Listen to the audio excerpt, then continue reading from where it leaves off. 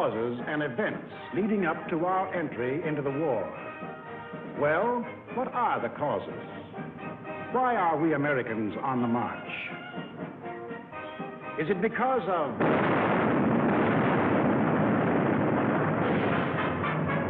Pearl Harbor? Is that why we are fighting? Or is it because of Britain?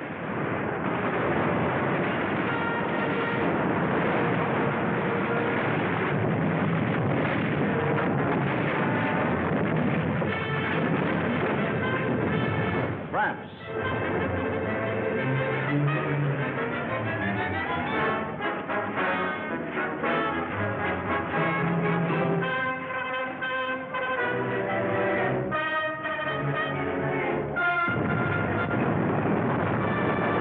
China?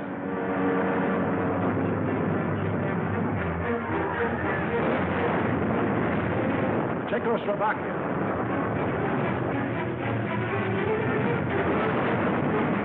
Norway?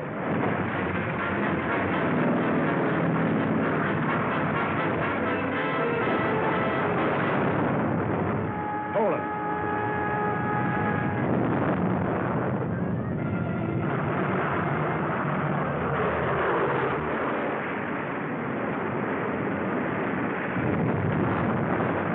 Holland?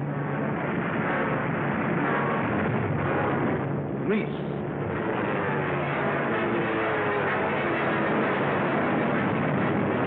Belgium? Albania? Yugoslavia? Or Russia?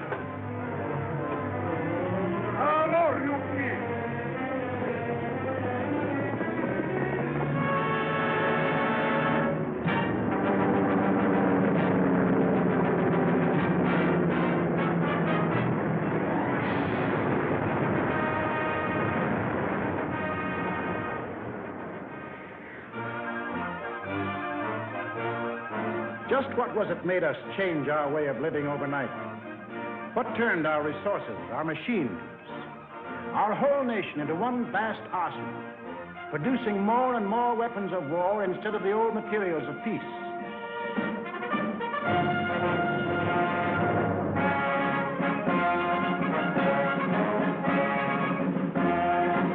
What put us into uniform, ready to engage the enemy on every continent and every ocean?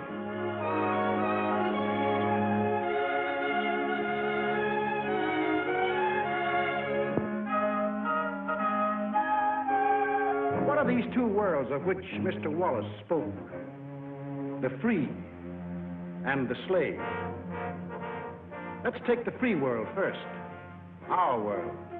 How did it become free? Only through a long and unceasing struggle inspired by men of vision. Moses,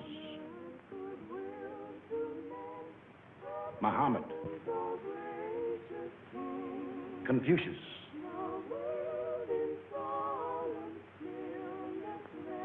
Christ. All believed that in the sight of God, all men were created equal. And from that there developed a spirit among men and nations, which is best expressed in our own Declaration of Freedom. We hold these truths to be self-evident, that all men are created equal. It is the cornerstone upon which our nation was built, and the ideal of all the great liberators: Washington, Jefferson, Garibaldi, Lafayette, Kosciuszko, Bolivar, Lincoln. Lighthouses lighting up a dark and foggy world. That government of the people, by the people, for the people, shall not perish from the earth. Fighting, living, dying. For what? For freedom. That for which men have fought since time began. To be free.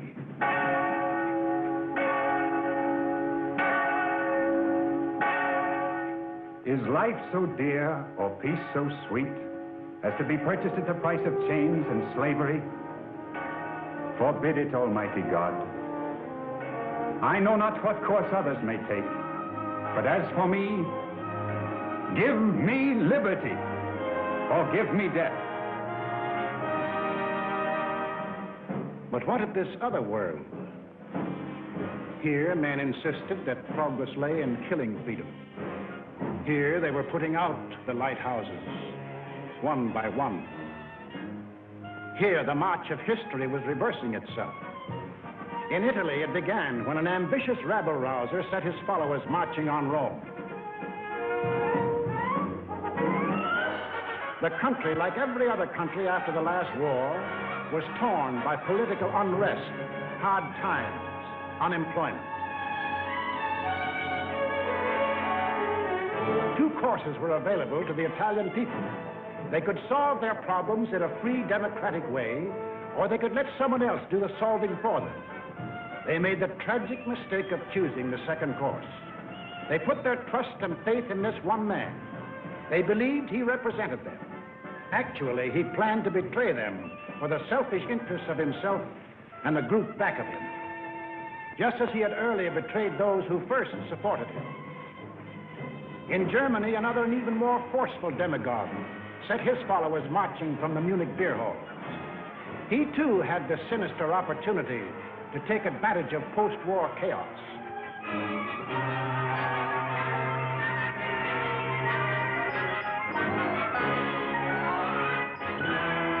But he also had certain distinctive German characteristics to play on. To start with, the Germans have an inborn national love of regimentation and harsh discipline. He could give them that.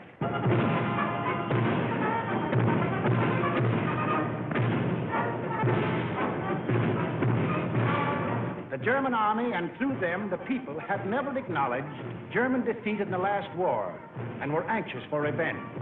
That too he promised them. The wealthy and powerful industrialists were fearful of losing any of their wealth and power and were ready to back anyone who would retain it for them. He promised to take care of them too. This man cunningly played all these ends against the middle and ruthlessly set out to murder the newborn German Republic. In Japan, you'd expect things to be done a little differently. They were. Here, not one man, but a gang disguised their little schemes as the will of the emperor. And to the Japanese people, the emperor is God.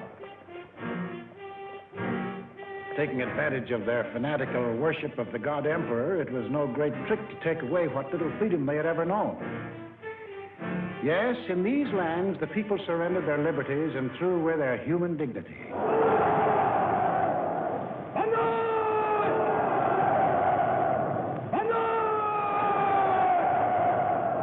They gave up their rights as individual human beings. They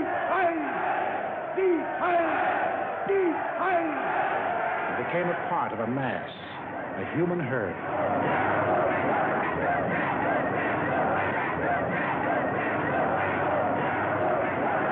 Although these countries were far apart and different in custom and in language, the same poison made them much alike. Each got a new uniform. In Italy, the new bosses wore black shirts. In Germany, the shirts were brown.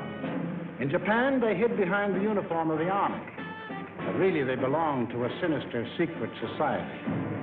Their symbol was a black dragon. The other fellows had to have a symbol, too. Germany, a swastika. In Italy, the old Roman symbol of the Fasces. In Germany, they called the new order National Socialism, or Nazism. In Italy, they had a shorter word, fascism. In Japan, they had lots of names for it. The new era of enlightenment, the new order in Asia, the co-prosperity sphere.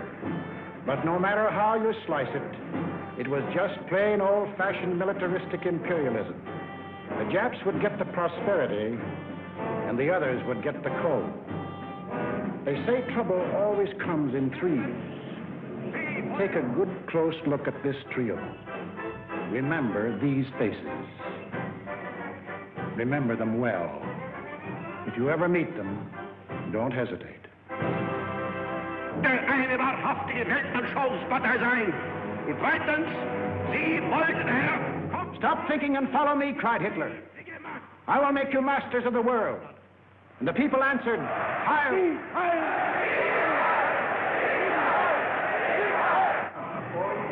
Stop thinking and believe in me, bellowed Mussolini, and I will restore the glory that was Rome.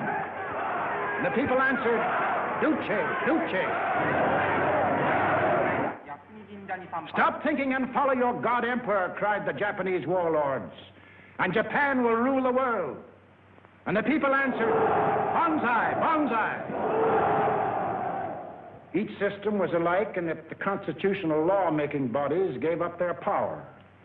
The Reichstag in Berlin, the House of Deputies in Rome, the Diet in Tokyo. And these elected representatives became collections of stooges, rubber stamp organizations. Applauding on cue the words of the leaders. Each system did away with free speech and free assembly. Each system did away with a free press and substituted a press controlled by the party. Through their ministries of propaganda, each took complete control of the theater, the movies, the radio.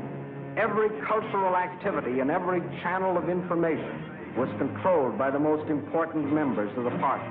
Each did away with free courts and trial by jury, and substituted courts and judges run by the party. Each abolished labor unions and the rights of bargaining for wages. Fertig machen zur Meldung! Achtung! Abteilung 6, 310 mit 13114 beim Grabenbau. Danke. Heil! Heil! Lassen Sie weiterarbeiten. Weiterarbeiten! And under the pretext of patriotism established a system of forced labor. Each enforced its decrees by an army of secret police who held the power of life and death over every individual. And for the few who still believed in freedom and said so, there was a ready answer.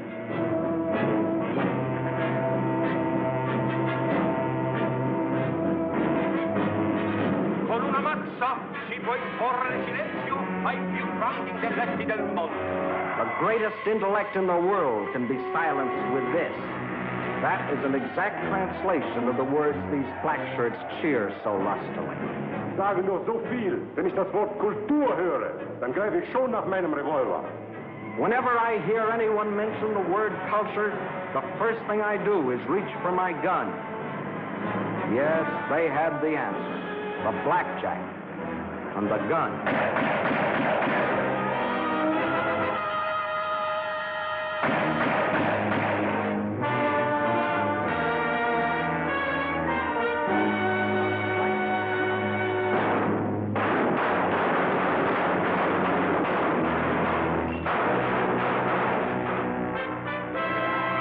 In Italy, they did it different.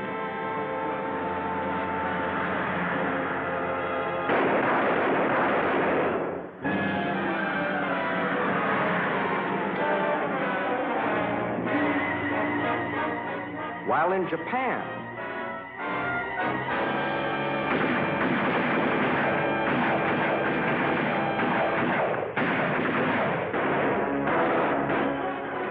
to their names can be added those of hundreds and thousands of others who stood in the way of the new order. Finally, there is only one obstacle left.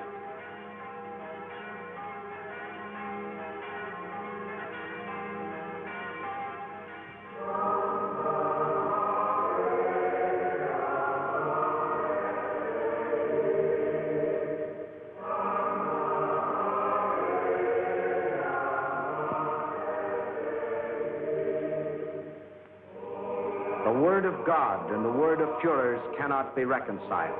Then God must go.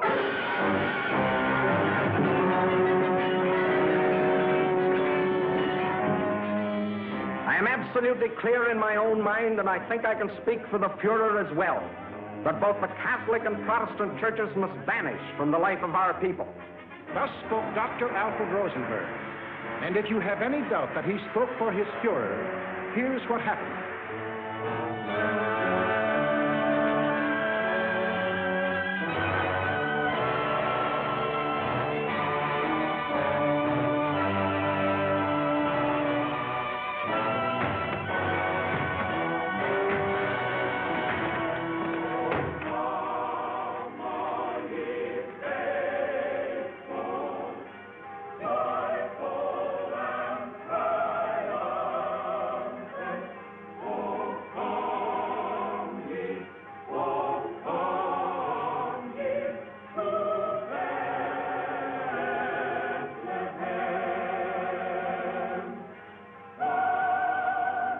thousands of other men of God, Protestant, Catholic, Jewish, were persecuted, arrested, confined in concentration camps.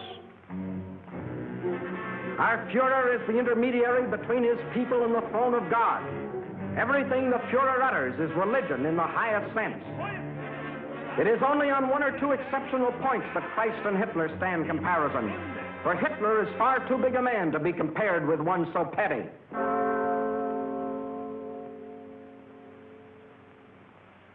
Every day in all German classrooms, Adolf Hitler ist unser Retter, unser Held, der edelste Führer auf der ganzen Welt.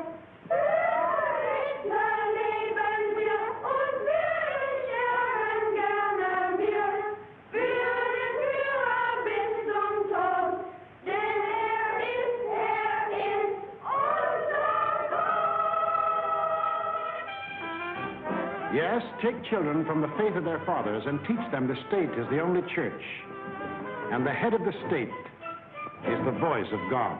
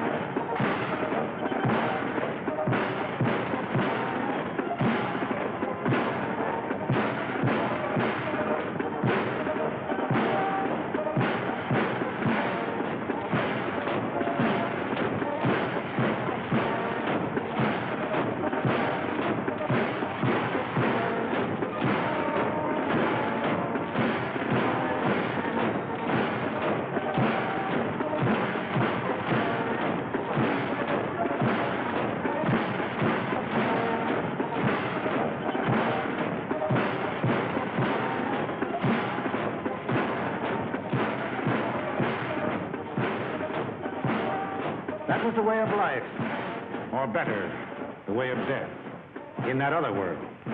Now, what of our world, the democratic world? What did we want? What did we do about it? First of all, we wanted peace and security. And to prove our sincerity, in 1921, we initiated the Washington Disarmament Conference. This resulted in two vitally important treaties. One, to reduce the size of the British, Japanese, French, Italian, and American fleets. And the other, the Nine-Power Treaty, which guaranteed the integrity of China. And incidentally, one of the powers signing this was Japan. Later on, in 1929, we signed the Kellogg-Briand Pact, which was supposed to abolish war as a means of settling international disputes. This pact was signed by 47 nations, including Germany and Japan. President, I have the honor of handing you the London Naval Treaty. Faithful to our treaty obligations,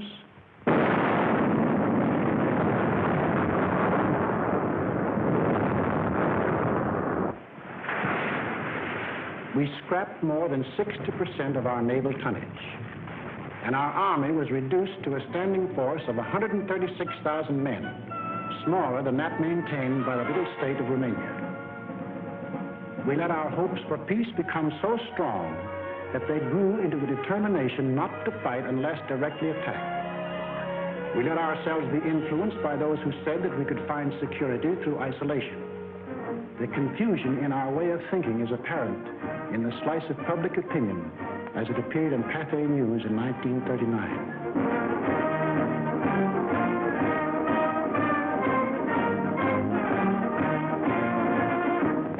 Another war, and not for me. This time America should keep out, and I know I will.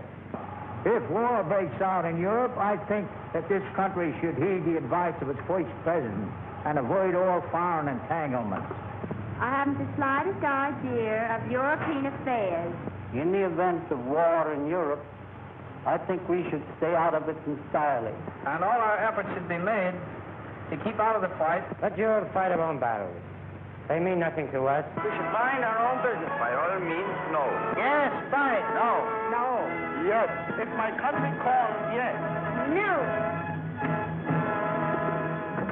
We simply did not want to understand that our individual and national problems were, and always will be, dependent upon the problems of the whole world. And we had individual and national problems to worry about, plenty of them, just as Germany, Italy, and Japan had. But we faced them in a democratic way. We passed laws to give working men a chance to improve their lot. We established an insurance program for those without jobs. We began to give old folks protection against want and hunger. We organized the CCC to provide our young men with healthy and useful employment.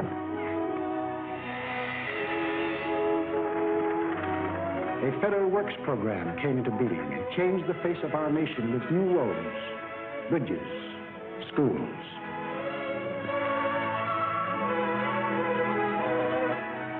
We built great new dams which brought the miracle of electricity to millions of our people. These were some of our accomplishments, but there were others not so creditable. We turned our backs on the League of Nations. We passed the Tariff Act to set a higher wall of isolation around us. We encouraged lawlessness with the farce of prohibition. But in spite of these mistakes, we never had a thought of losing our free institutions. John Q. Public still ran the country. He had his choice of voting for Dewey, Wilkie, Roosevelt, or anybody else. In Germany, they had the choice of voting for Hitler, Hitler, or Hitler.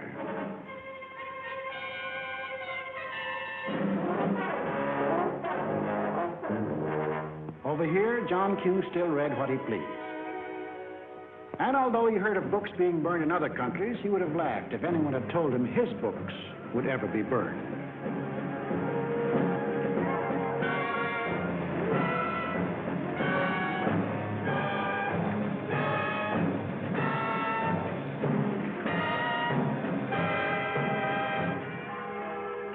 On Sunday, if he felt like it, John Q. went to any church he pleased.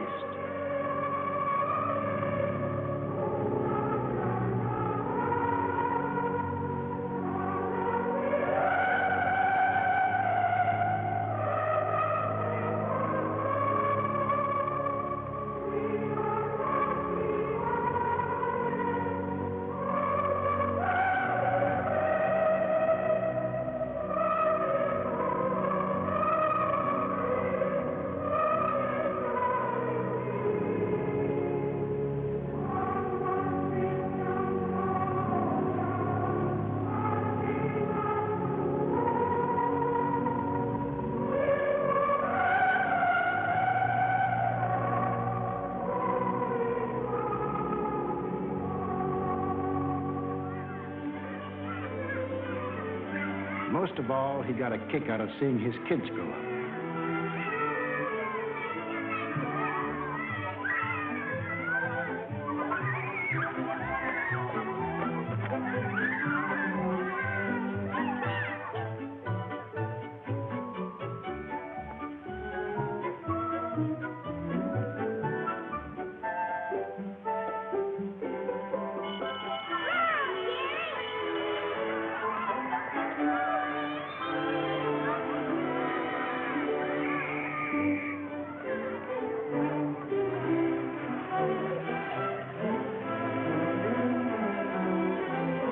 The average American was quite unconscious of the fact that some people had this in mind for the little John Q. Tasty, here, may I? What you also done?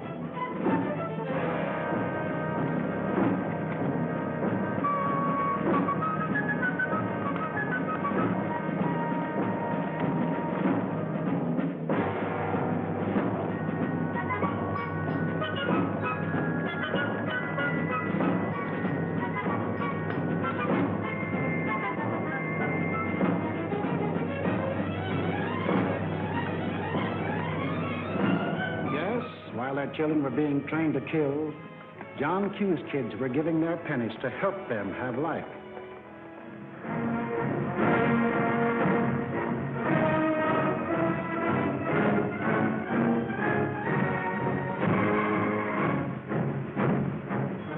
And when we saw these men in the newsreels, quite often we laughed. To us, they looked like characters in a musical comedy.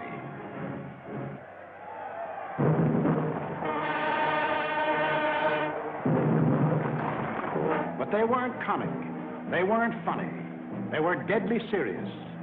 They were out for world conquest. And what made it doubly serious was that there were 70 million Japanese, 45 million Italians, and 80 million Germans, all hopped up with the same idea. Deutsches Volk hilft dir selbst. Jeder soll helfen. Their leaders told them that they were supermen. Herrenvolk, the Nazis called it. The master race, destined to rule all other peoples on earth. Take a good look at these humorless men. These were to be the rulers of the ruling race. Leben! Auch ihr bürgerliches Dasein ist gesichert in diesem nationalsozialistischen Staat.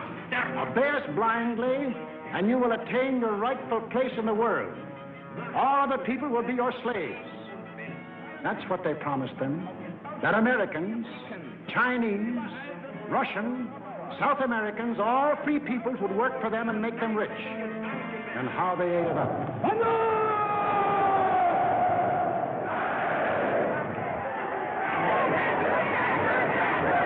We shall restore the glory that was Rome. Today we rule Germany. Tomorrow the world.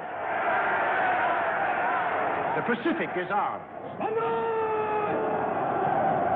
It was inevitable that these countries should gang up on us. The little fellow is our pal, Kurosu, who smiled his way into our hearts in December 1941. Here, he and his friends are busy carving up the world in advance, staking out their claims. Take a good look at these claims. Here was the Italy that Mussolini took over in 1922. And almost his first act was to tell the Italians they were the rightful owners of Corsica, Nice, Savoia, Albania, Tunisia, Ethiopia, and a land corridor linking it with Libya. Later on, he had an even bigger dream. The old Roman Empire as it existed nearly 2,000 years ago, to dominate all the lands adjoining the Mediterranean. Mare Nostrum. Our sea, they called it, just as the ancient Romans did. As for the Japanese, they had some ambitions, too. By 1920, they had grabbed off Formosa, Korea, and the southern half of the island of Sakhalin. Then Baron Gishi Tanaka, the prime minister, carefully set down Japanese aims in a document called the Tanaka Memorial. It was presented to the emperor July 25th, 1927.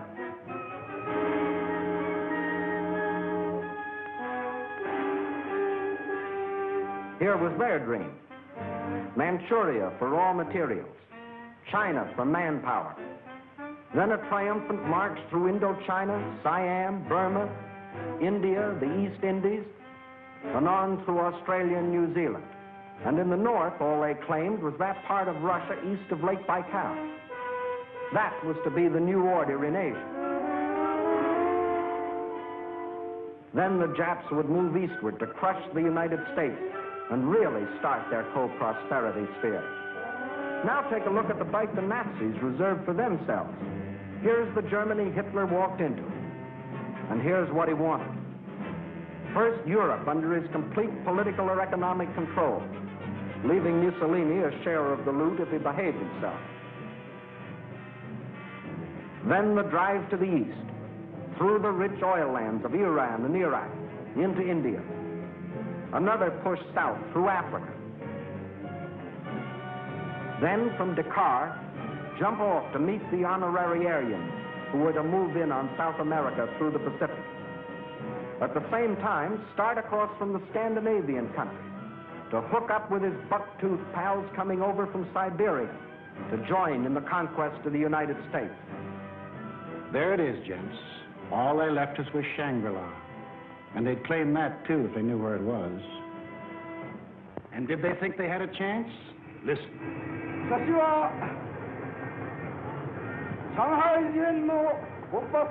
When war comes between Japan and the United States, I shall not be content merely to occupy Guam, the Philippines, Hawaii, and San Francisco. I look forward to dictating the peace to the United States in the White House at Washington. Yamamoto wrote those words on January of 1941. Yes, the conquering Jap army down Pennsylvania Avenue. That was the final goal. You will see what they did to the men and women of Nanking, Hong Kong, and Manila. Imagine the field day they'd enjoy if they'd marched through the streets of Washington. But before striking, a preliminary step was necessary. From Berlin, from Rome, from Tokyo, the campaign started. Propaganda to confuse, divide, soften up their intended victim. Put them on the defensive. Scream you're abused. Shout you're oppressed. The world's wrong, you're right. If you shriek it loud enough and often enough, they'll believe you. Above all, use their free press and their free speech to destroy them. Lebensraum, ja, Lebensraum, meine Volksgenossen. Lebensraum, they demanded. Living room. Our lands are overcrowded. But at the same time, they gave prizes to mothers who bore the most sons.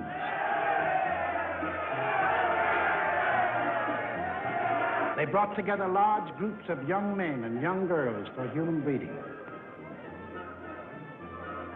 Read what one of their leaders wrote.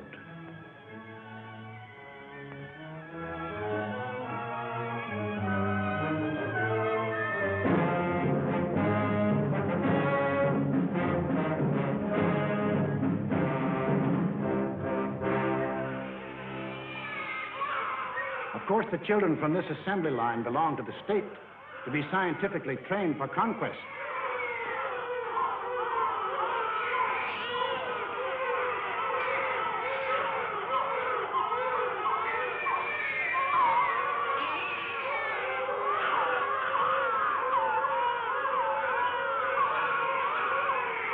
Another howl was the lack of raw material. They claimed they were the have-nots and we were the haves. But out of this supposed lack, they built up the greatest war machines the world has ever known. These are the published figures from the German military budget.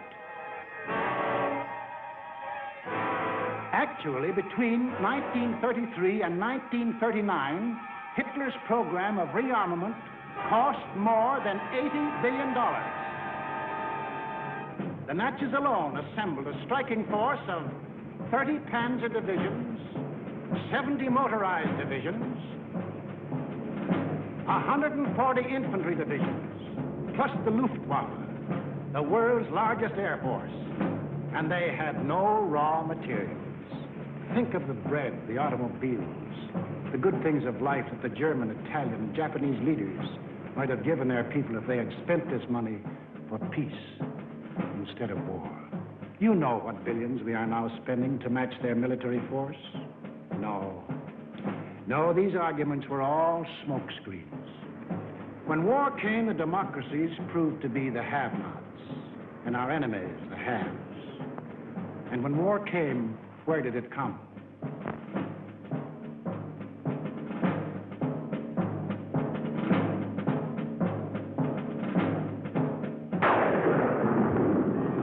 Remember that date, September 18th, 1931. A date we should remember as well as December 7, 1941. For on that date, in 1931, the war we are now fighting began. The place was Manchuria, the northernmost province of China. 6,000 miles from San Francisco. Manchuria, the first objective in the Tanaka Plan. By September 18th, the Japanese, who by treaty patrolled the southern Manchurian Railway, had secretly and illegally increased their garrisons.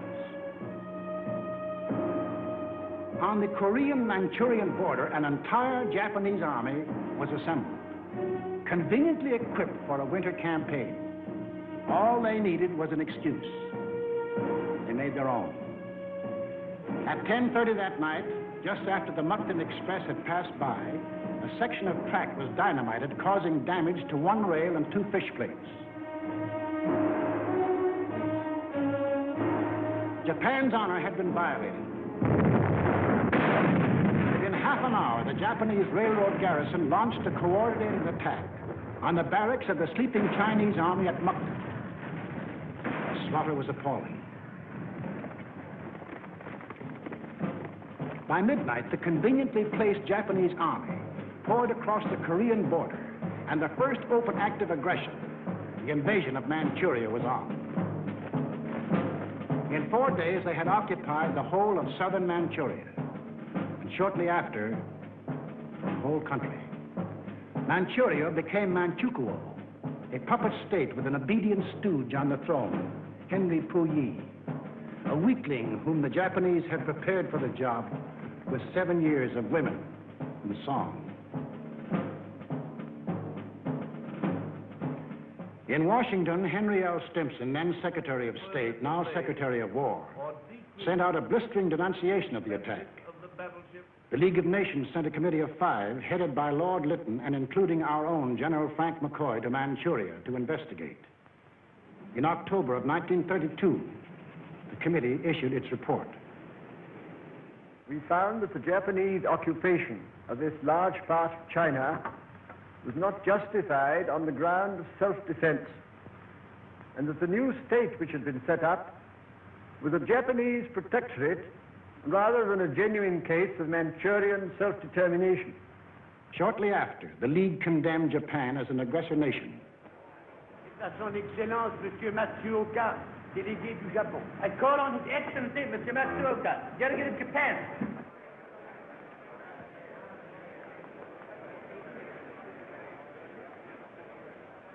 It is a matter of common knowledge that Japan's policy is fundamentally inspired by a genuine desire to guarantee peace in the Far East and to contribute to the maintenance of peace throughout the world. Japan, however, finds it impossible to accept the report adopted by the Assembly. In answer, the Japanese delegates, knowing there were no guns behind this condemnation, smiled, took up their briefcases, marched out of the League. More than Manchuria was dead. Collective security was dead. A green light had been given the aggressors. We and the rest of the world knew that these aggressors should be stopped and punished, but we were unwilling to make the necessary sacrifices to back up that opinion. It was impossible to convince a farm boy in Iowa, or a driver of a London bus, or a waiter in a Paris cafe that he should go to war because of a mud hut in Manchuria.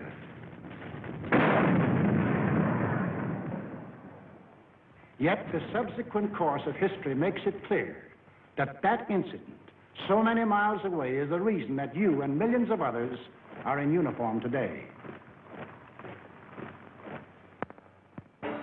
Japs had Manchuria. Phase number 1 of the Tanaka Plan was completed. Phase number 2, the conquest of China. In 1932, without warning, the Japs attacked the Chinese city of Shanghai.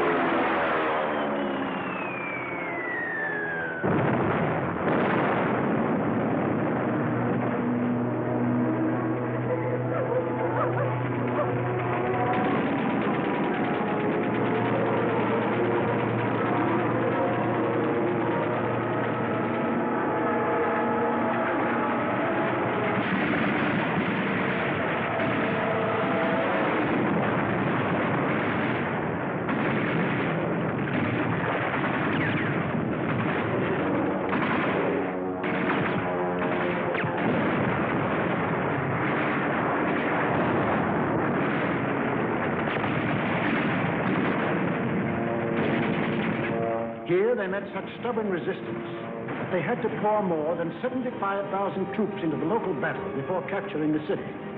This resistance made them decide to shift their campaign to the north, and in 1933 they added the province of Yehol to Manchuria. Yes, the Japs launched the second phase of the Tanaka Plan, but they had yet to finish it. A united nation stands against them. Under the inspired leadership of General Chiang Kai-shek, the Chinese people fought and still fight on. Meantime, what of Japan's partners? What helpless people were they planning to bomb, slaughter, drive into slavery? Hitler was not yet ready, but Mussolini was. Mussolini had to be. His people were growing restless. Fascism hadn't produced the heaven on earth that he had promised them. So he pulled the old trick of launching a foreign war to divert attention from troubles at home. So Mussolini beat his chest like Tarzan and looked around for a worthy foe. He found one, Ethiopia. A good country for the beginning of a glorious empire. Its army had no machine guns. Its army had no tanks. Its army did have an air force, exactly one old airplane. One airplane against a nation which had developed a new theory of total air war, of the blitz which would wipe out cities, destroy civilians, men, woman, and child. In October of 1935, following the Japanese example, an incident was provoked at the little settlement of Wal near the border of Ethiopia and Italian Somaliland. Italy's honor had been violated. Refusing any arbitration, Mussolini moved the whole might of his army through the Suez Canal to overrun the undefended country. Ethiopia's emperor, Haile Selassie, appeared before the League of Nations.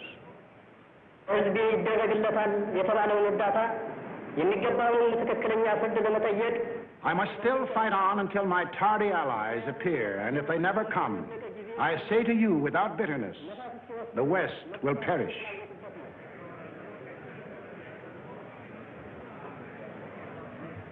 Members of the League half-heartedly stopped trading with Italy, but refused the only thing that will stop any aggressor: force.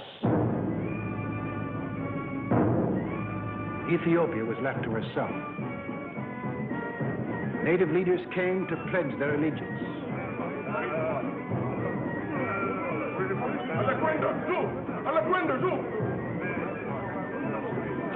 get you.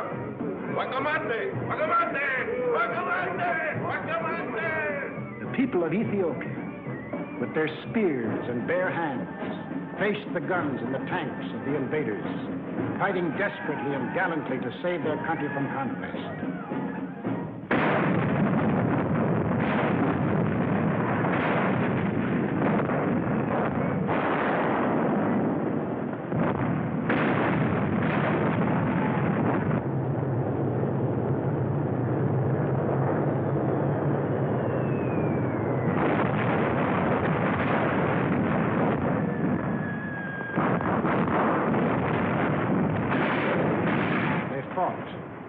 They died.